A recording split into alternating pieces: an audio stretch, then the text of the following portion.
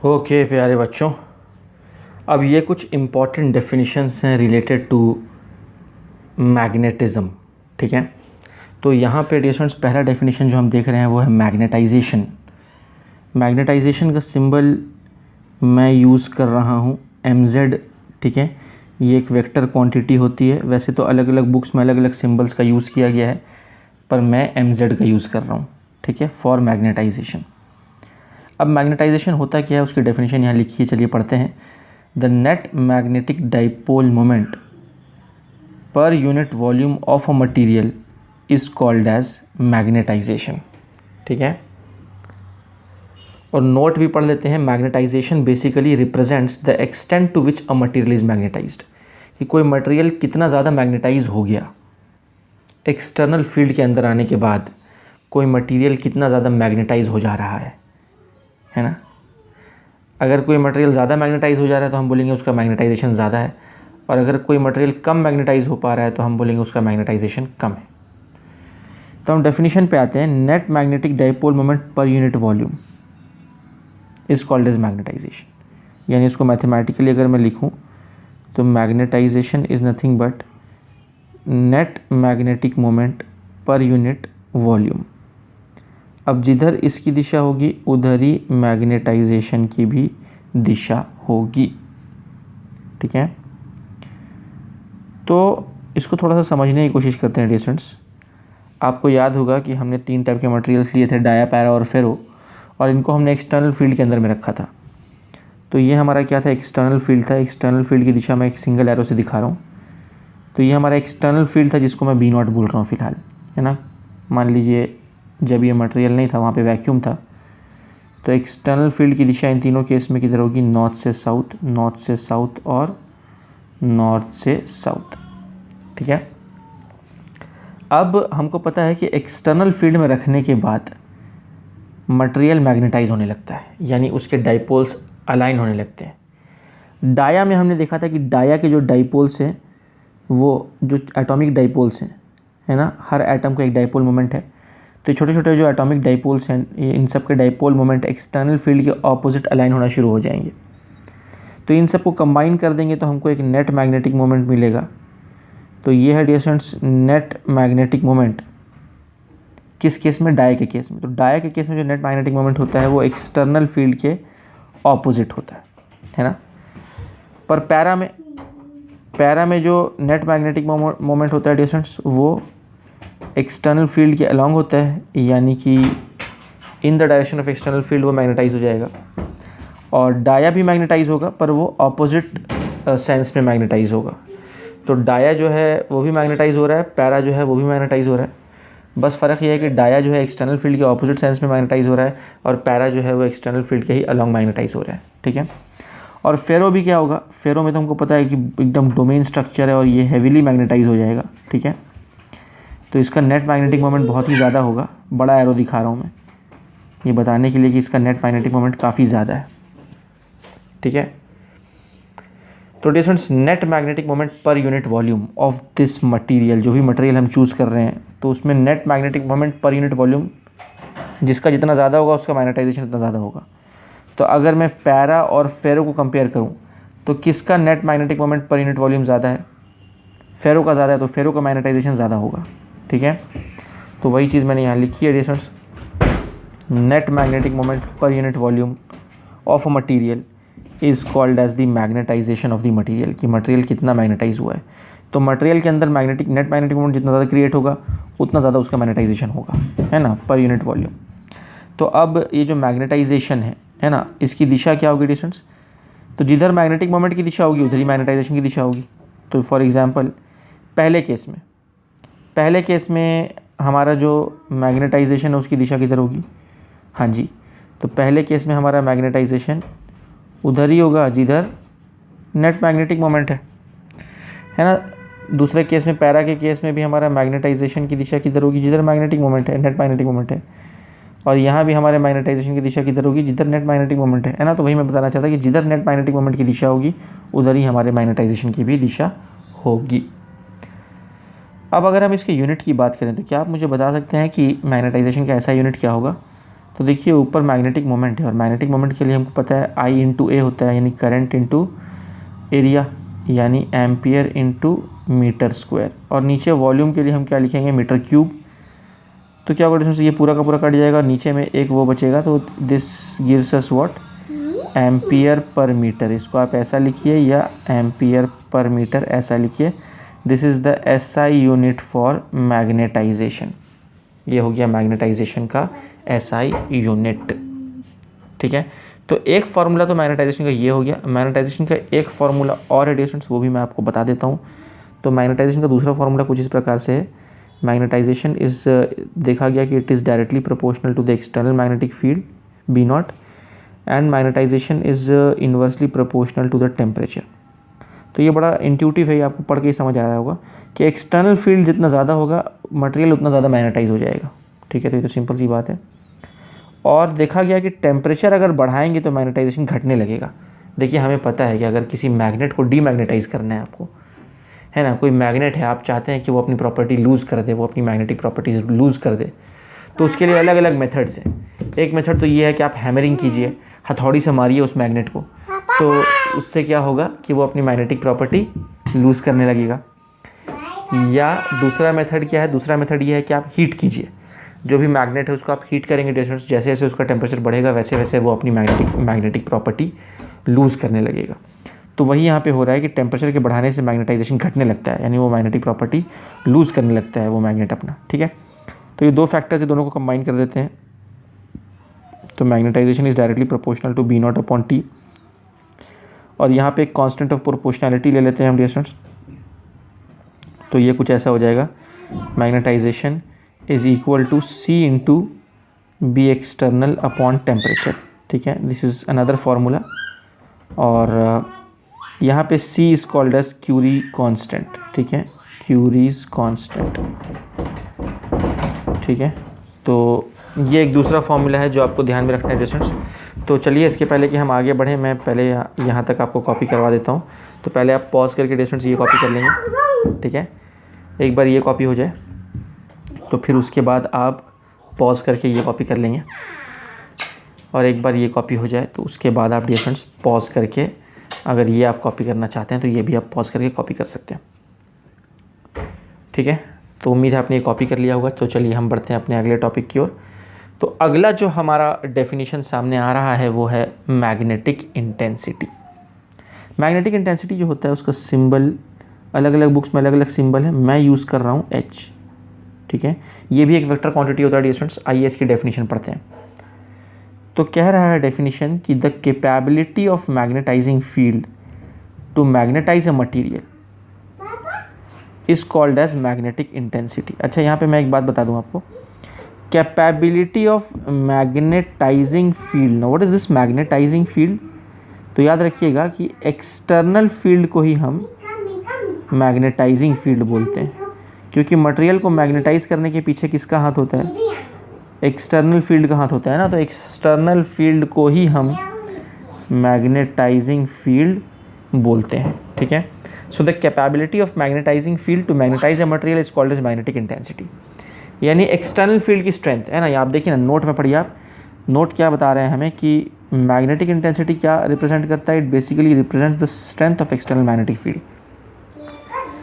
External field की strength जितनी ज़्यादा होगी मैग्नेटिक इंटेंसिटी उतनी ज़्यादा होगी, एक्सटर्नल फील्ड की स्ट्रेंथ जितनी कम होगी मैग्नेटिक इंटेंसिटी उतनी कम होगी। अगर अभी नहीं समझ में आया आपको तो कोई बात नहीं, डेफिनेशन के आधार पे हम एक फार्मूला देखते हैं तो आपको बात समझ में आ जाएगी। देखिए डिस्टेंस, एक्सटर्नल फील्ड हम जनरली कैसे क्रिएट करते हैं? अगर हमें यूनिफॉर्म एक्सटर्नल फील्ड क्रिएट करना है मैग्नेटिक फील्ड, तो उसके लिए हम क्या करते हैं? उसके लिए हम यूज़ करते हैं डिस्टेंस एक सोलेनॉइड। ठीक है, सोलेनॉइड आपने पढ़ा है, आपको याद होगा। तो हम सोलेनॉइड यूज़ करते हैं, उसमें से करंट पास करवाते हैं। मान लीजिए ये करंट I है, ठीक है, कांस्टेंट करंट पास करा रहे हैं, तो इसके अंदर यूनिफॉर्म मैग्नेटिक फील्ड क्रिएट हो जाएगी। तो बहुत सारे एरोज़ में बना सकता हूँ, चाहूँ तो ऐसे पैरेलल एरोज़ बना सकता हूँ, लेकिन मैं एक सिंगल एरो से रिप्रेजेंट कर रहा हूँ इस एक्सटर्नल मैग्नेटिक फील्ड को। अब मान लीजिए कि यहाँ पर जो मटेरियल है वो वैक्यूम है, यानी कि कॉइल जो है वो वैक्यूम के अंदर है। तो इसके अंदर में जो मैग्नेटिक फील्ड क्रिएट होगा उस मैग्नेटिक फील्ड को हम क्या बोलेंगे? B0 बोलेंगे। ठीक है, B0 is the external magnetic field in vacuum, है ना। तो यहाँ पे सोलिनॉइड के अंदर कोई मटेरियल नहीं है ना, तो इसीलिए वैक्यूम है वहाँ पे, तो वैक्यूम मान लेंगे। तो अब इस बी नॉट को हम क्या लिख सकते हैं, तो ये जो हमारा बी नॉट है, इस बी नॉट को देखिए, हमको सोलिनॉइड का मैग्नेटिक फील्ड का फॉर्मूला पता है, mu naught N I, mu naught into N into I. हाँ जी, यहाँ पे म्यू नॉट क्या रिप्रेजेंट कर रहा है, परमिएबिलिटी ऑफ वैक्यूम, और जिसको फ्री स्पेस भी बोलते हैं। एन क्या रिप्रेजेंट कर रहा है, number of turns per unit length, और आई हमारा करंट रिप्रेजेंट कर रहा है। ठीक है, तो ये है एक्सटर्नल मैग्नेटिक फील्ड का फॉर्मूला म्यू नॉट एन आई।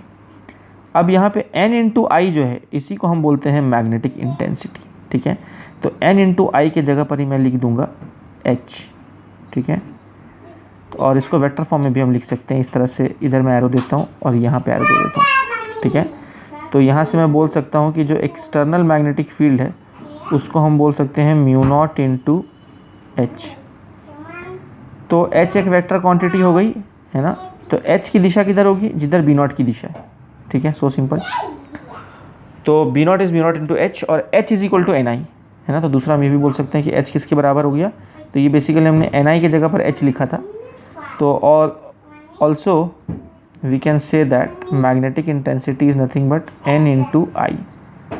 ठीक है, तो आप देखिए ना डियर स्टूडेंट्स, एच जितना ज़्यादा होगा एक्सटर्नल फील्ड की स्ट्रेंथ उतनी ज़्यादा होगी, और एच किस पे डिपेंड कर रहा है, एच डिपेंड कर रहा है एन और आई पे। तो अब आप ये समझिए, घुमा फिरा के मैं आपको बताता हूँ कि आई जितना ज़्यादा होगा एच उतना ज़्यादा होगा, और एच जितना ज़्यादा होगा एक्सटर्नल फील्ड उतना ज़्यादा होगा, है ना। इसको नंबर ऑफ टर्न्स के टर्म्स में भी बोल सकता हूँ कि नंबर ऑफ टर्न्स जितना ज़्यादा होगा एच उतना ज़्यादा होगा, और एच जितना ज़्यादा होगा एक्सटर्नल फील्ड उतना ज़्यादा होगा। ठीक है, यानी कहीं ना कहीं एच क्या बता रहा है, एक्सटर्नल फील्ड की स्ट्रेंथ बता रहा है कि जितना ज़्यादा एच की वैल्यू होगी, मैग्नेटिक इंटेंसिटी की वैल्यू जितना ज़्यादा होगी, एक्सटर्नल फील्ड की वैल्यू उतनी ज़्यादा होगी, एक्सटर्नल फील्ड का स्ट्रेंथ उतना ज़्यादा होगा।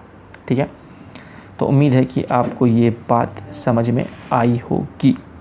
ठीक है, अब यहाँ से डियर स्टूडेंट्स हम चाहें तो एच का यूनिट भी लिख सकते हैं। एच का यूनिट लिखने के अलग अलग मेथड्स हैं हमारे पास, जिसका सबसे इजी मेथड मैं आपको बताता हूँ कि देखिए हमारे पास क्या है, H equal to N I है। तो एन क्या है, number of turns per unit length, per unit length यानी 1/मीटर इंटू करंट के लिए एम्पियर, तो यहाँ मैं लिख दूंगा एम्पियर। तो अल्टीमेटली क्या हो गया वो, तो एच इक्वल टू एन आई जो था उसका यूनिट क्या आ गया, एम्पियर पर मीटर। अरे इसकी यूनिट तो वही आ गई जो मैग्नेटाइजेशन की यूनिट थी, यानी मैग्नेटिक इंटेंसिटी का ऐसा यूनिट वही होगा जो मैग्नेटाइजेशन का था। आप देखिए मैग्नेटाइजेशन के लिए भी हमने ऐसा यूनिट क्या पढ़ा था डियर स्टूडेंट्स, ये देखिए मैग्नेटाइजेशन का भी ऐसा यूनिट क्या था, एम्पियर पर मीटर था, और यहाँ पर मैग्नेटिक इंटेंसिटी का भी जो ऐसा यूनिट है वो भी एम्पियर पर मीटर है। ठीक है, तो उम्मीद है कि आपको ये बात भी समझ में आ गई होगी। ठीक है, अच्छा यहाँ पे कुछ और बातें मैं आपको बता दूँ कि अगर मान लीजिए स्टूडेंट्स हम कोई मटेरियल अंदर रख देते हैं, यानी अभी तो सोलिनॉइड के अंदर क्या था, वैक्यूम था, लेकिन मान लीजिए कि सोलिनॉइड के अंदर वैक्यूम नहीं होके कोई तो भी हम मटेरियल ले लेते हैं। तो ये हमारा सोलिनॉइड है, ठीक है, और इस सोलिनॉइड में ये करंट आई फ्लो कर रहा है, कांस्टेंट करंट है, एन नंबर ऑफ टर्न्स है वगैरह वगैरह, है ना। तो इनिशियली इसके अंदर मैग्नेटिक फील्ड कितनी थी, बी नॉट थी। इनिशियली मैग्नेटिक फील्ड क्या थी, बी नॉट थी।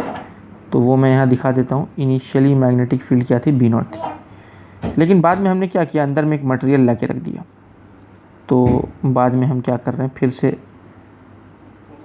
वही सोलिनॉइड ले रहे हैं, लेकिन इस बार हम अंदर एक मटेरियल ला के रख रहे हैं। तो ये हमने रख दिया डियर स्टूडेंट्स एक मटेरियल, वो आपको दिख रहा है क्या, चलिए दूसरे कलर से बताता हूँ। तो मान लीजिए अंदर ला के हमने एक मटेरियल रख दिया है। अब ये मटेरियल कोई सा भी मटेरियल हो सकता है, ये डायामैग्नेटिक हो सकता है, पैरामैग्नेटिक हो सकता है, फेरोमैग्नेटिक हो सकता है, कोई सा भी हो सकता है वो। ठीक है, तो अब देखिए इनिशियली जो यहाँ पे नेट मैग्नेटिक फील्ड था वैक्यूम के अंदर वो बी नॉट था, लेकिन मटेरियल रख देने के बाद मटेरियल तो मैग्नेटाइज हो जाएगा इस फील्ड के इन्फ्लुएंस में आके, यानी यहाँ पे जो बी नॉट एग्जिस्ट कर रहा होगा,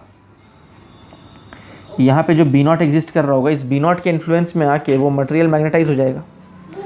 अब जहाँ तक मैग्नेटाइजेशन की बात है तो मैंने आपको बताया था कि तीन मटेरियल तीन अलग अलग तरीके से बिहेव करते हैं। अगर वो डाया होगा तो अपोजिट दिशा में मैग्नेटाइज होगा, अगर पैरा या फेरो होगा तो सेम दिशा में मैग्नेटाइज होगा। ठीक है, यानी कि ये मटेरियल सेम दिशा में भी मैग्नेटाइज हो सकता है और अपोजिट दिशा में भी मैग्नेटाइज हो सकता है एक्सटर्नल फील्ड के। ठीक है, depending on the material which we are using. ये कुछ वैसी ही बात है डिस्टेंस जैसे आप डाइलेक्ट्रिक का इस्तेमाल करते थे इलेक्ट्रोस्टैट्स के अंदर में, कैपेसिटर के अंदर में, पैरेलल प्लेट कैपेसिटर के अंदर में हम डाइलेक्ट्रिक लगाते थे दोनों प्लेट्स के बीच में। तो डाइलेक्ट्रिक क्या करता था, फील्ड की वैल्यू को घटा देता था, इलेक्ट्रिक फील्ड की वैल्यू को घटा देता था, है ना। तो वैसे ही वहाँ पे डाइलेक्ट्रिक था तो यहाँ पे हम एक मटेरियल को लेके आ गए, ये मटेरियल हम लेके आ गए डाया पैरा या फेरो, है ना। अब याद रखिए डिफरेंस ये है कि वहाँ पे डाई इलेक्ट्रिक जो है वो हमेशा फील्ड को घटाता ही है, कभी बढ़ाता नहीं है। डाई इलेक्ट्रिक हमेशा फील्ड को घटाता है, आपने ये फॉर्मूला भी पढ़ा होगा, net field is nothing but E not upon के, वेयर के इज द डाइलेक्ट्रिक कांस्टेंट। तो बाय फैक्टर ऑफ के इलेक्ट्रिक फील्ड घट जाता है ना, डाई इलेक्ट्रिक इंट्रोड्यूस होने के बाद। तो डाई इलेक्ट्रिक हमेशा फील्ड को घटा देता है। लेकिन यहाँ पे जो हम मटेरियल्स यूज़ करते हैं, ये जो मटेरियल हम अंदर में इंसर्ट कर रहे हैं, ये मटेरियल्स नेट फील्ड को बढ़ा भी सकते हैं और नेट फील्ड को घटा भी सकते हैं। यानी यहाँ दोनों की पॉसिबिलिटी है, यहाँ नेट फील्ड के बढ़ने और घटने दोनों की पॉसिबिलिटी है, बढ़ने और घटने दोनों की पॉसिबिलिटी। तो अगर वहाँ पे डायमैग्नेटिक मटेरियल यूज़ किया तो नेट फील्ड घट जाएगा, और अगर वहाँ पे पैरा या फेरो यूज़ किया तो नेट फील्ड बढ़ जाएगा। क्यों? उसका जवाब आपको मालूम है, क्योंकि अगर हम डाया यूज़ करेंगे तो डाया क्या करेगा, डाया मैग्नेटाइज होगा, और मैग्नेटाइज होने के बाद देखिए यहाँ पे मैं ड्रॉ करता हूँ, तो देखिए यहाँ पे एक्सटर्नल मैग्नेटिक फील्ड क्या था, बी नॉट था। ठीक है, और ये मटेरियल मान लीजिए डाया है, तो ये कौन सा मटेरियल है, डाया है, अंदर में हमने रखा है, तो वो ऑपोजिट दिशा में मैग्नेटाइज हो जाएगा। तो क्योंकि ऑपोजिट दिशा में मैग्नेटाइज हो जाएगा तो वो अपना एक मैग्नेटिक फील्ड क्रिएट करेगा, मैग्नेटिक मोमेंट क्रिएट करेगा, मैग्नेटिक फील्ड क्रिएट करेगा। तो वो अपना जो मैग्नेटिक फील्ड क्रिएट कर रहा है प्यारे बच्चों, उस मैग्नेटिक फील्ड को मैं चलो अंदर में दिखाने की कोशिश करता हूँ, आपको दिख रहा होगा अगर तो, हाँ ये दिख रहा है आपको स्टूडेंट्स, और इसको मैं नाम दे रहा हूँ बी एम। बी एम मतलब मटेरियल का खुद का मैग्नेटिक फील्ड जो उसमें इंड्यूस हुआ है, समझ रहे हैं आप? हाँ जी। तो ये बी नॉट क्या है, एक्सटर्नल मैग्नेटिक फील्ड, और ये बी एम क्या है, बी एम मटेरियल के अंदर इंड्यूस होने वाला फील्ड जो कि एक्सटर्नल फील्ड के ऑपोजिट हो जाएगा क्योंकि वो डायमैग्नेटिक मटेरियल है। तो अब नेट फील्ड क्या होगा अंदर में, यहाँ पे अंदर में मटेरियल के अंदर में नेट मैग्नेटिक फील्ड कितना होगा, B naught minus B M. यानी मैं बोल सकता हूँ कि जो नेट मैग्नेटिक फील्ड है जिसको हम सिंपली बी से रिप्रेजेंट करते हैं वो हो जाएगा B naught minus B M. ठीक है, तो ये कब की बात हो गई, अगर डायमैग्नेटिक मटेरियल हुआ तो। लेकिन अगर अंदर में पैरा या फेरो है तो पैरा या फेरो में क्या होगा कि बी एम ऐसा होगा, यानी बी एम बी नॉट के ही दिशा में होगा पैरा और फेरो में। तो फिर पैरा और फेरो में हम अंदर में जो नेट मैग्नेटिक फील्ड मटेरियल के अंदर में होगी, तो this is for dia, but for para what we can write, para और फेरो, फॉर पैरा और ferro what we can write, we can write that the net magnetic field inside the material will be B not plus BM। ठीक है, तो ये relationship हम किसके लिए लिख सकते हैं, अच्छा एरोज़ नहीं दिए, आप चाहें तो एरोज़ भी दे सकते हैं यहाँ पे, B नॉट प्लस BM और यहाँ पे B नॉट माइनस BM, और एरो नहीं भी दिया तो भी चल जाएगा क्योंकि ऑपोजिट डायरेक्शन में हम वेक्टर्स को डायरेक्टली सब्ट्रैक्ट कर सकते हैं उनके मैग्नीट्यूड्स को, और सेम डायरेक्शन में हम उनके मैग्नीट्यूड्स को डायरेक्टली ऐड कर सकते हैं। तो वेक्टर साइन आपने नहीं भी दिया और मैग्नीट्यूड्स को डायरेक्टली भी ऐड सब्ट्रैक्ट कर दिया तो भी कोई फ़र्क नहीं पड़ता है। ठीक है, तो मुझे उम्मीद है कि ये नेट मैग्नेटिक फील्ड का भी आपको मामला समझ में आया होगा। ये नेट मैग्नेटिक फील्ड जो है वो कैसे जो है वो बी नॉट और बी एम के ऊपर डिपेंड कर रहा है। B naught plus B M भी हो सकता है और B naught minus B M भी हो सकता है। ठीक है, तो यहाँ पे बी नॉट का फॉर्मूला तो हमने, यानी यहाँ तीन चीज़ें हैं बेसिकली, मैं आपको यहाँ पे लिख के दिखा देता हूँ। जैसे कि मैं इन दोनों में से कोई भी एक इक्वेशन ले सकता हूँ, या तो आप माइनस वाला इक्वेशन ले लीजिए या प्लस वाला इक्वेशन ले लीजिए, दोनों में से कोई भी एक ले सकते हैं। तो मान लीजिए मैं प्लस वाला ले लेता हूँ फ़िलहाल के लिए। ठीक है, मान लीजिए हमने कोई पैरामैग्नेटिक या फेरोमैग्नेटिक मटेरियल यूज़ किया है, तो मैं ये वाला इक्वेशन चूज़ कर रहा हूँ, b is equal to B naught plus B M. तो मैं इसको ऐसे लिख रहा हूँ, कि net magnetic field is nothing but B naught plus B M. ठीक है, अब यहाँ पे हम कौन सा फॉर्मूला पहले से जानते हैं वो मैं आपको बता देता हूँ। देखिए, तो हमने यहाँ पर बी नॉट का फॉर्मूला पढ़ा है। ये देखिए, बी नॉट का क्या फॉर्मूला है, म्यू नॉट इंटू एच ना। तो ये हमको बी नॉट का पता है। बी नॉट हमारा क्या है, म्यू नॉट इंटू एच है। ठीक है, अच्छा ये बी एम क्या होगा, बी एम का भी एक फॉर्मूला डिस्टेंस, वो भी मैं आपको बता देता हूँ, वो पहले नहीं पढ़ा, अभी बता रहा हूँ मैं आपको कि बी एम का फॉर्मूला होता है mu naught into M Z. ठीक है, तो ये बी एम का फॉर्मूला अलग क्यों दिख रहा है, क्योंकि बी एम किसका मैग्नेटिक फील्ड है, मटेरियल के अंदर इंड्यूस होने वाला मैग्नेटिक फील्ड है। तो मटेरियल के अंदर वाला जो मैग्नेटिक फील्ड है वो मटेरियल के मैग्नेटाइजेशन पे डिपेंड करता है कि मटेरियल कितना मैग्नेटाइज हुआ। मटेरियल जितना ज़्यादा मैग्नेटाइज होगा उसके अंदर मैग्नेटिक फील्ड उतना ज़्यादा क्रिएट होगी। ठीक है, तो remember this formula for B M. तो मैं आप बोलेंगे तो मैं अलग से भी लिख देता हूँ इस तरफ कि बी नॉट के लिए आपको याद रखना है, जो कि मैं ऑलरेडी बता चुका हूँ, B naught is mu naught into H, जहाँ एच मैग्नेटिक इंटेंसिटी है which gives the measure of external magnetic field. और यहाँ पे बी नॉट क्या है, external magnetic field, external magnetic field है ना। और बी एम का फॉर्मूला मैंने अभी क्या बताया आपको, B M is nothing but mu naught into M Z. So material का मैग्नेटाइजेशन, मटेरियल का मैग्नेटिक फील्ड मटेरियल के मैग्नेटाइजेशन पर डिपेंड करेगा। ठीक है, और बचा कौन, एक तीसरा वाला बचा है बी। तो ये बी को हम क्या लिख सकते हैं, बी को हम लिख सकते हैं म्यू इंटू एच। देखिए आप बात को समझिए, यहाँ देखिए आप, जब अंदर वैक्यूम था तो फील्ड कितना था, बी नॉट। पर जब अंदर कोई मटेरियल आ जाएगा जिसकी परमिएबिलिटी म्यू होगी, यानी कि जो भी हम अंदर मटेरियल ले रहे हैं, अंदर जो हम मटेरियल ले रहे हैं, अगर मान लीजिए उस मटेरियल की परमिएबिलिटी म्यू है, तो फिर बी क्या हो जाएगा, बी तो net magnetic field inside the material है ना, वो क्या हो जाएगा, म्यू इंटू एच। तो जब ये मटेरियल का लिया तो ये मटेरियल का मिला, जब ये वैक्यूम का लिया तो ये वैक्यूम का मिला। ठीक है, तो ये तीन चीज़ें हैं यहाँ पे डिस्टेंस, है ना।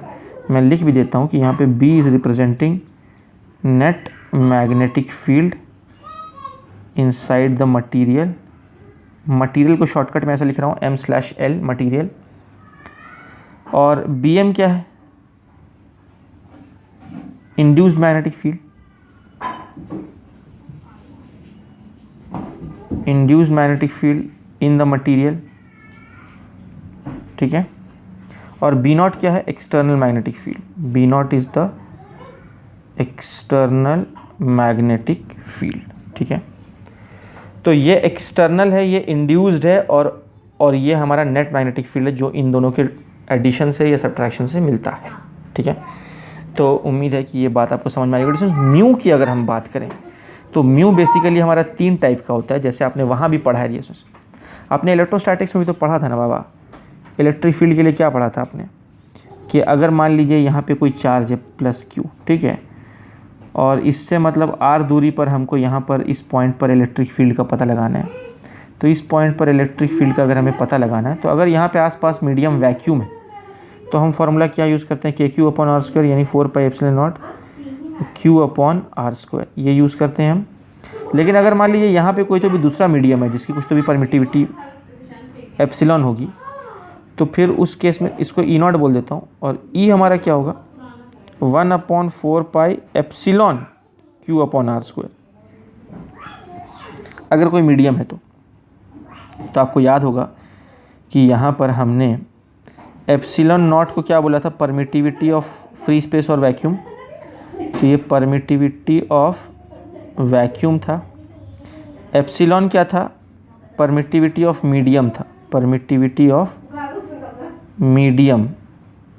और एक आपने पढ़ा था εr, इसको रिलेटिव परमिटिविटी बोलते हैं, इसी को डाइलेक्ट्रिक कांस्टेंट बोला था आपने, रिलेटिव परमिटिविटी, जो कि होता है ε/ε0, यानी permittivity of medium upon permittivity of vacuum.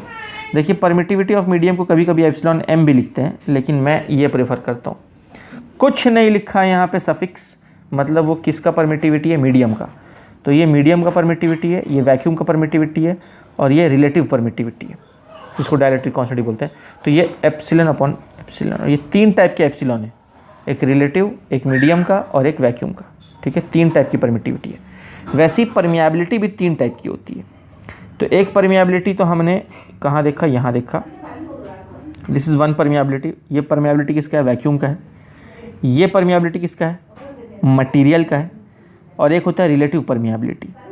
तो जो हमारा रिलेटिव परमिएबिलिटी होता है, जो यहाँ लिख देता हूँ मैं, तो जो हमारा रिलेटिव परमिएबिलिटी होता है वो होता है म्यू अपॉन म्यू नॉट। ये भी आगे हम पढ़ेंगे। अब आप कंपेयर कीजिए इन दोनों इक्वेशंस को, ठीक है। तो रिलेटिव परमिएबिलिटी, ये क्या है, परमिएबिलिटी ऑफ मीडियम, ये क्या है, परमिएबिलिटी ऑफ वैक्यूम, और ये है रिलेटिव परमिएबिलिटी, ठीक है। तो अब देखिए सेम टू सेम फार्मूला, जो यहाँ परमिटिविटी के लिए यूज़ होता है वही यहाँ पे परमिएबिलिटी के लिए यूज़ हो रहा है, ठीक है। तो उम्मीद है कि आप रिलेट कर रहे होंगे। देखो थोड़ा बहुत रिलेट करेंगे ना डियर स्टूडेंट्स, तो ज़्यादा हमको अच्छे से चीज़ें समझ में आएंगी, ठीक है। तो चलिए कॉपी कर लीजिए पहले आप, मैं आपको पीछे ले चलता हूँ। तो यहाँ से शुरू करेंगे डियर स्टूडेंट्स। पहले ये स्लाइड कॉपी कर लेंगे, और एक बार ये कॉपी हो जाए तो फिर ये कॉपी कर लेंगे, और एक बार ये कॉपी हो जाए तो उसके बाद ये कॉपी कर लेंगे, और एक बार ये कॉपी हो जाए तो उसके बाद ये कॉपी कर लेंगे, ठीक है। यहाँ तक कॉपी कर लिया आपने। तो चलिए फिर हम आगे बढ़ते हैं, लेकिन आगे बढ़ने से पहले एक चीज़ यहाँ पे रह गई है जो मैं आपको बताना भूल गया। वो ये है कि देखिए जैसे हम ये वाला इक्वेशन ले रहे थे पैरा या फेरो वाला, net magnetic field inside the material is B naught plus B M, तो इसी को फिर हमने यहाँ पे इस तरह से लिखा था, ये देखिए है ना, B is B naught plus B M. तो हम इसको ऐसा भी लिख सकते हैं, जब मैं ऐसा लिख रहा हूँ B is B naught plus B M, तो मैं उसको ऐसा लिख रहा हूँ B is nothing but B naught plus B M. तो बी नॉट को मैंने क्या बोला, म्यू नॉट इंटू एच, और बी एम को मैंने क्या बोला, mu naught into M Z, ठीक है। देख लीजिए पीछे पलटा के दिखा देता हूँ, म्यू नॉट इंटू एच और mu naught into M Z. तो यही वैल्यूज़ मैं यहाँ पुट कर रहा हूँ। तो इन दोनों से हम म्यू नॉट को कॉमन निकाल लेते हैं, तो ये हो जाएगा एच प्लस एम जेड, ठीक है। तो ये एक इम्पॉर्टेंट रिलेशनशिप है जो आप याद रखिए, ये आगे हमें काम आएगा, ठीक है। ये आगे हमें काम आएगा। इसको मैं काम करता हूँ, कुछ नंबरिंग दे देता हूँ, इक्वेशन नंबर 1 बोल देता हूँ इसको, ठीक है। तो ये आगे हम यूज़ करेंगे इसको, और हम चाहें तो यहाँ पे वेक्टर साइन भी दे सकते हैं। आप ध्यान से देखिए एच और एम जेड आपस में ऐड हो रहे हैं। क्यों हो रहे हैं कि दोनों का यूनिट सेम है ना, इसका भी यूनिट एम्पियर पर मीटर है और इसका भी यूनिट एम्पियर पर मीटर है, तो दोनों आपस में ऐड हो जाएंगे, ठीक है। तो इस तरह की चीज़ है। चलिए अब आगे बढ़ते हैं अपने अगले टॉपिक की तरफ। तो हमारा अगला टॉपिक क्या है, मैग्नेटिक परमिएबिलिटी। अब ये मैग्नेटिक परमिएबिलिटी क्या होता है, डेफिनेशन पढ़ लेते हैं पहले। It is defined as the ratio of magnetic field inside the magnetized material B to the magnetic intensity H of the magnetizing field. Magnetizing field यानी एक्सटर्नल फील्ड, ये आपको बता चुका हूँ, मैग्नेटाइजिंग फील्ड यानी एक्सटर्नल फील्ड, ठीक है। तो क्या है, it is defined as the ratio of, हाँ, तो मैग्नेटिक परमिएबिलिटी का सिंबल क्या है, म्यू, यानी परमिएबिलिटी ऑफ मीडियम है ये। मैग्नेटिक परमिएबिलिटी यानी परमिएबिलिटी ऑफ मीडियम। तो परमिएबिलिटी ऑफ मीडियम क्या है, it is the ratio of B upon H, ठीक है। ये बेसिकली कहाँ से आया, देखिए अभी हमने पढ़ा था ना, B is equal to mu into H, material के अंदर नेट मैग्नेटिक फील्ड जो है, भूल गए, ये देखिए दिखाता हूँ, ये देखिए डिस्टेंस, मटेरियल के अंदर नेट मैग्नेटिक फील्ड जो है म्यू इंटू एच, ये आप यहाँ भी देख सकते हैं, मटेरियल के अंदर जो नेट मैग्नेटिक फील्ड है म्यू इंटू एच, है ना। तो वही हम यहाँ यूज़ कर रहे हैं। तो अगर बी म्यू एच है तो फिर हम वहाँ से क्या बोल सकते हैं कि म्यू क्या है, बी अपॉन एच, ठीक है। अच्छा, तो चलिए इसका एक और नोट भी पढ़ते हैं हम कि इट इज़ बेसिकली, जो permeability, it is basically measure of conduction of magnetic lines of force through a given material. Magnetic lines of force यानी मैग्नेटिक फील्ड लाइन्स, है ना। तो देखिए परमिएबिलिटी बेसिकली हमें क्या बताता है कि कितनी आसानी से जो है field lines, magnetic field lines penetrate कर सकती हैं किसी मटेरियल को, ठीक है। अगर मैग्नेटिक फील्ड लाइंस किसी मटेरियल को आसानी से पेनिट्रेट कर दे रही है, मतलब उस मटेरियल की परमिएबिलिटी ज़्यादा है। और अगर मैग्नेटिक फील्ड लाइंस किसी मटेरियल को आसानी से पेनिट्रेट नहीं कर पा रही हैं, अंदर घुस के आर पार नहीं हो पा रही हैं, तो फिर समझिए कि उसकी परमिएबिलिटी कम है। परमिएबिलिटी ज़्यादा मतलब ईजिली वो पेनिट्रेट करेगा फील्ड लाइंस, अंदर में, और अगर परमियाबिलिटी कम है तो फिर बहुत मुश्किल से वो पेनिट्रेट कर पाएंगी फील्ड लाइंस अंदर। ठीक है, तो प्यारे बच्चों यहाँ पर मैं आपको फार्मूला के थ्रू भी बता सकता हूँ कि अगर आप फार्मूला देखें, देखिए ये एक्सटर्नल फील्ड है और ये हमको बता रहा है नेट मैग्नेटिक फील्ड जो अंदर क्रिएट हो रहा है। ठीक है, तो अगर हमने थोड़ा सा एक्सटर्नल फील्ड दिया और नेट फील्ड बहुत ज़्यादा मिल गई तो मतलब कि हाई परमिएबिलिटी है, बहुत ज़्यादा पेनिट्रेट कर पा रहा है ना, उसको एक्सटर्नल फील्ड अच्छा उसको पेनिट्रेट कर पा रहा है। ठीक है, लेकिन अगर एक्सटर्नल फील्ड बहुत दिया फिर भी हमको नेट मैग्नेटिक फील्ड बहुत कम प्राप्त हो पाया उस मटेरियल के अंदर, तो मतलब उस मटेरियल की परमिएबिलिटी बहुत थोड़ी है, छोटी है, कम परमिएबिलिटी।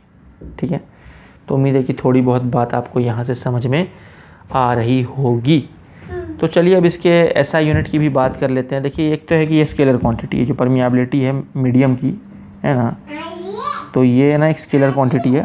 दूसरा ये है कि इसकी यूनिट की अगर बात करें तो बी के लिए तो टेस्ला यूज़ करते हैं, मैग्नेटिक फील्ड के लिए टेस्ला है, और नीचे एच के लिए एम्पियर पर मीटर हम यूज़ कर रहे हैं। ठीक है, तो ये अल्टी पल्टी खिला देते हैं इसको, तो ये हो जाएगा टेस्ला मीटर पर एम्पियर, या तो आप ये यूज़ कर लीजिए, या नहीं तो टेस्ला को ही हम वेबर पर मीटर स्क्वायर बोलते हैं, तो weber per metre square into metre upon ampere, तो ये मीटर मीटर उड़ा दीजिए, तो ये क्या हो जाएगा, weber upon metre into ampere, या एम्पियर इंटू मीटर, है ना भाई, साइंटिस्ट को पहले रखो, तो weber upon ampere into metre, तो आप ये भी यूज़ कर सकते हैं या जो आपको इजी लग रहा हो। तो उम्मीद है इसकी ऐसा यूनिट भी आपको समझ में आ गई होगी। ठीक है स्टूडेंट्स, तो चलिए पॉज करके आप ये भी कॉपी कर लीजिए, उसके बाद हम आगे बढ़ते हैं। ठीक है, पॉज करके आप ये कॉपी कर लीजिए। तो डियर स्टूडेंट्स, अब हम बात कर रहे हैं अपने अगले डेफिनेशन की, जो है रिलेटिव मैग्नेटिक परमिएबिलिटी। तो इसके बारे में थोड़ा बहुत मैं आपको ऑलरेडी बता चुका हूँ। रिलेटिव मैग्नेटिक परमिएबिलिटी का सिंबल जो है वो म्यू आर होगा। ठीक है, और इसकी डेफिनेशन क्या है पढ़ लेते हैं। दो डेफिनेशंस यहाँ पे दी हैं मैंने, तो हम दोनों डेफिनेशंस पढ़ लेते हैं। पहला डेफिनेशन क्या है, it is defined as the ratio of magnetic permeability of a material to the magnetic permeability of free space और वैक्यूम। ठीक है, और दूसरी डेफिनेशन क्या है, it can also be defined as the ratio of magnetic field in the material B to the external magnetic field B naught. ठीक है, तो पहले मैं दूसरे वाले डेफिनेशन का इक्वेशन लिखता हूँ। तो जो रिलेटिव परमिएबिलिटी है उसको हम बोल सकते हैं बी अपॉन बी नॉट। यहाँ बी क्या है, net magnetic field inside the material है, और यहाँ बी नॉट क्या है, एक्सटर्नल मैग्नेटिक फील्ड है। ठीक है, तो या तो हम म्यू आर को इस तरह से डिफाइन कर लें जो हमारा सेकेंड डेफिनेशन है उसके हिसाब से, या नहीं तो डियर स्टूडेंट्स ऊपर जो हमें बी दिख रहा है, बी के जगह पर हम क्या पुट कर सकते हैं, म्यू इंटू एच, जो आपको मैं बता चुका हूँ, और नीचे बी नॉट के जगह पर म्यू नॉट इंटू एच। तो यहाँ क्या होगा, एच एच कैंसिल आउट हो जाएगा, तो this implies that mu R का दूसरा डेफिनेशन क्या बन जाएगा, mu upon mu naught. Mu R क्या बन जाएगा, म्यू अपॉन म्यू नॉट।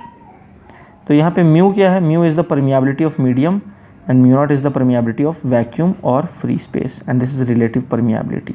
तो रिलेटिव परमिएबिलिटी को या तो हम म्यू के टर्म्स में लिखें या बी के टर्म्स में लिखें, बात एक ही है। तो it is a unitless and dimensionless quantity, क्योंकि देखिए ऊपर भी मैग्नेटिक फील्ड है नीचे भी मैग्नेटिक फील्ड है, तो it will be a unitless and dimensionless quantity, it is a scalar quantity, है ना, इस तरह की बात है। तो अब यहाँ पर प्यारे बच्चों एक और बात मैं आपको बताना चाहूँगा कि अगर हम कंपेयर करें पैरा, डाया और फेरो मटेरियल्स को, और उनके हम रिलेटिव परमिएबिलिटी की अगर हम बात करें तो क्या होगा। ठीक है, तो आइए देखते हैं क्या होगा। तो पहले मैं डेफिनेशन लिख रहा हूँ, mu R is B upon B naught. ठीक है, तो प्यारे बच्चों अगर हम पैरा की बात करें, अच्छा यहाँ पे बी हमें पता है बी क्या होता है, तो अगर हम पैरा या फेरो की बात करेंगे, पैरा और फेरो, तो हम पढ़ चुके हैं कि पैरा या फेरो के लिए बी जो है वो B naught plus B M होता है, और डाया के लिए बी जो है वो B naught minus B M होता है, क्योंकि वो अपोजिट डायरेक्शन में मैग्नेटाइज होता है। ठीक है, तो अब क्या होगा, तो ना मैं बोल रहा हूँ कि ये तो बेसिक डेफिनेशन हो गई, और मैं ये बोल रहा हूँ पहले मैं डाया की बात करता हूँ। तो डाया मैग्नेटिक मटेरियल्स के लिए मैं क्या बोल सकता हूँ कि डायमैग्नेटिक मटेरियल के लिए बी छोटा होगा और बी नॉट बड़ा होगा। बोल सकता हूँ मैं ऐसा, मैं लिख भी देता हूँ कि डायमैग्नेटिक मटेरियल के लिए बी छोटा होगा और बी नॉट बड़ा होगा, जो कि आप यहाँ से देख सकते हैं। सब्ट्रैक्ट हो रहा है ना, तो बी छोटा है बी नॉट बड़ा है। तो उस केस में अगर ऊपर वाला टर्म छोटा हो नीचे वाला टर्म बड़ा हो तो रेशियो 1 से छोटा हो जाता है। So this implies that mu R की वैल्यू क्या होगी, लेस देन 1 होगी। किसके लिए, डायामैग्नेटिक मटेरियल के लिए। लेकिन वही अगर हम बात करें डियर स्टूडेंट्स पैरामैग्नेटिक मटेरियल्स की, तब बी और बी नॉट का रिलेशनशिप क्या होगा। तो पैरा में इसका उल्टा हो जाएगा, नेट मैग्नेटिक फील्ड जो है वो एक्सटर्नल फील्ड से ज़्यादा हो जाएगा, क्योंकि एडअप हो रही है वहाँ पे चीज़ें, उनका एडिशन ले रहे। तो यहाँ पर ऊपर वाली क्वांटिटी बड़ी हो जाएगी, नीचे वाली छोटी हो जाएगी, तो रेशियो 1 से बड़ा हो जाएगा। तो यहाँ पे जो म्यू आर है वो ग्रेटर देन 1 हो जाएगा, ठीक है। पर वही अगर हम बात करें फेरो मैग्नेटिक मटीरियल के लिए, तो फेरो का तो मैग्नेटाइजेशन बहुत ज़्यादा होता है, यानी फेरो के लिए जो नेट मैग्नेटिक फील्ड है, मैं यहाँ लिख देता हूँ, फेरो के लिए जो नेट मैग्नेटिक फील्ड है वो कहीं ज़्यादा होगा एक्सटर्नल मैग्नेटिक फील्ड के, क्योंकि मैग्नेटाइजेशन बहुत ज़्यादा हो जाता है वहाँ पे। तो मतलब ये जो ऊपर वाली क्वांटिटी है ये बहुत बड़ी होगी एज़ कम्पेयर टू नीचे वाली क्वांटिटी, तो ये रेशियो 1 से बहुत बड़ा हो जाएगा, यानी जो रिलेटिव परमिएबिलिटी है वो मच ग्रेटर देन 1 हो जाएगा। किसके लिए, फेरो मैग्नेटिक मटीरियल के लिए, ठीक है।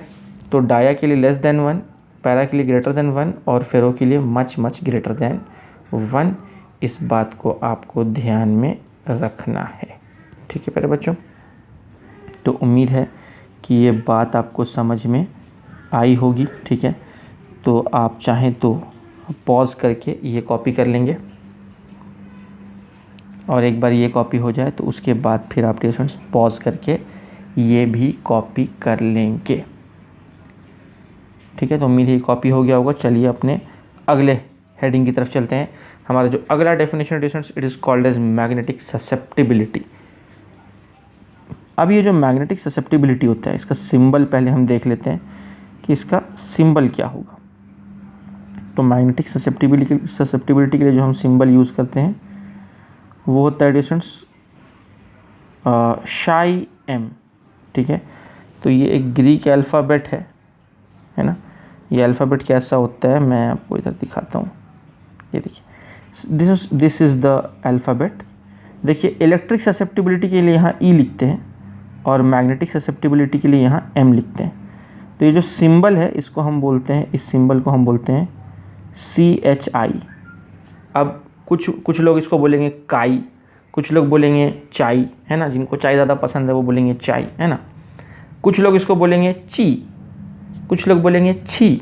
तो मतलब एन्जॉय कीजिए आप डिफरेंस, जो आपको पसंद हो आप वो बोल सकते हैं। वैसे इसका जो प्रॉपर प्रोनाउंसिएशन है, जहाँ तक मैंने गूगल पे चेक किया है, वो है शाई, श जैसा प्रोनाउंस करते हैं इसको, शाई। लेकिन कोई बात नहीं, आपको जो बोलना है बोलने डिफरेंस। अल्टीमेटली हमें कॉन्सेप्ट से मतलब है और न्यूमेरिकल सॉल्व करने से मतलब है ना। नाम में क्या रखा है, शेक्सपियर ने कहा था, है ना। तो मेन तो इसका काम है डियर स्टूडेंट्स, जो हमें देखना है कि ये फार्मूला में कैसे यूज़ होता है और इसका मतलब क्या है, इस मैग्नेटिक ससेप्टिबिलिटी का मतलब क्या है वो हमें समझना है। तो आइए डेफिनेशन को पढ़ते हैं उसको जानने के लिए हम। So it is defined as the ratio of magnetization to the magnetic intensity of the magnetizing field, है ना। तो लिख के दिखाता हूँ मैथमेटिकली, तब आपको बात समझ आएगी। तो जो हमारा ससेप्टिबिलिटी है, मैग्नेटिक ससेप्टिबिलिटी, वो होता है mz/h, magnetisation upon magnetic intensity. अब आप पढ़ लीजिए डेफिनेशन वापस से। It is the ratio of magnetization to the magnetic intensity of the magnetizing field, यानी एक्सटर्नल फील्ड, है ना। तो ये H किसके लिए होता है, एक्सटर्नल फील्ड के लिए तो होता है ना। ये मैग्नेटिक इंटेंसिटी किसके लिए होता है, एक्सटर्नल फील्ड के लिए ही तो डिफाइंड होता है ना। हाँ जी। तो that's it, magnetization upon magnetic intensity gives you the magnetic susceptibility, ठीक है। और नोट पढ़ लेते हैं कि it is a measure of how easily a material can be magnetize in an external field. किसी एक्सटर्नल फील्ड के अंदर में कोई मटेरियल कितना आसानी से मैग्नेटाइज हो सकता है, उसी को हम मैग्नेटिक ससेप्टिबिलिटी बोलते हैं। It is a unitless and dimensionless quantity. अब ऐसा क्यों बोला जा रहा है कि it is a unitless and dimensionless quantity, वो तो हम यहीं से देख लेते हैं। देखिए ऊपर मैग्नेटाइजेशन है, उसके लिए एम्पियर पर मीटर पढ़ा था, और नीचे एच है वो भी एम्पियर पर मीटर होता है। पेजेस पलटा के आप देख लें, आपने नोट डाउन किया है तो ये कैंसिल आउट हो जाएगा। Ultimately susceptibility will be a unitless and dimensionless quantity. तो मुझे उम्मीद है कि यहाँ तक आपको बात समझ में आ गई होगी डियर स्टूडेंट्स, ठीक है। तो ये हो गया हमारा ससेप्टिबिलिटी, लेकिन इसके बारे में कुछ बातें हम और करेंगे। देखिए जो हमारी ससेप्टिबिलिटी है डियर स्टूडेंट्स, वो पैरा, डाया और फेरोमैग्नेटिक मटेरियल्स के लिए क्या होगी क्या नहीं होगी, उसके ऊपर मैं कुछ चर्चा करना चाहता हूँ, ठीक है। तो इसके पहले कि मैं चर्चा आगे बढ़ाऊँ, एक बार आप क्या कीजिए, पहले पॉज करके ना आप डियर स्टूडेंट्स पॉज करके आप ये कॉपी कर लीजिए, ये वाली स्लाइड है ना। उसके बाद मैं कुछ इसमें फिनिशिंग टच देता हूँ, आपको कुछ और बातें बताता हूँ इसके बारे में।